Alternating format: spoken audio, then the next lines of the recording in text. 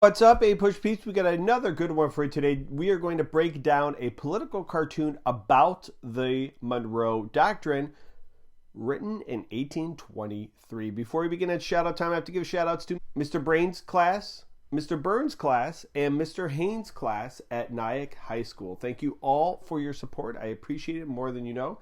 Best of luck to you all this year. All right, so let's get some background info on the Monroe Doctrine, again, written in 1823. Well, it is a message by President James Monroe warning Europe to not recolonize Latin America. So it was actually written by John Quincy Adams, who was his Secretary of State. Fun fact. So why was it written? Well, think back to like your study of world history. Many Latin American nations declared independence. They were led by people like Simon Bolivar, Toussaint Louverture, and the U.S. warned Europe to stay out of the Western Hemisphere and don't try to recolonize these countries. So what was the impact of this? Well, short term, it was more symbolic. However, over time, it became a cornerstone of U.S. foreign policy in Latin America. All right, so we have the political cartoon here. And notice that this is the Western Hemisphere, Eastern Hemisphere. We have the Monroe Doctrine, the hat placed in Latin America.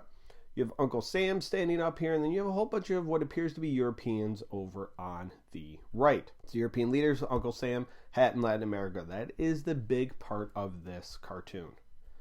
All right, so let's go over some hip analysis. The historical context of this, well, we have the Latin American revolutions of the early 19th century. Again, people like Simon Bolivar, Jose de San Martin, and Toussaint Louverture, they were able to successfully overthrow European powers. And the United States wanted to make sure that those European powers would not regain control of those countries.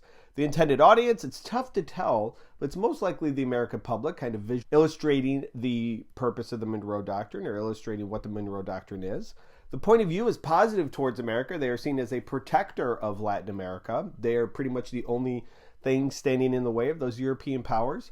And the purpose is to illustrate the message of the Monroe Doctrine, to warn Europeans, hey, stay out of Latin America. All right, guys, thank you very much for watching. We will come back to the Monroe Doctrine when we get to Teddy Roosevelt in period 7. Best of luck on all of your exams, especially the one in May. Thank you for watching, and have a good day.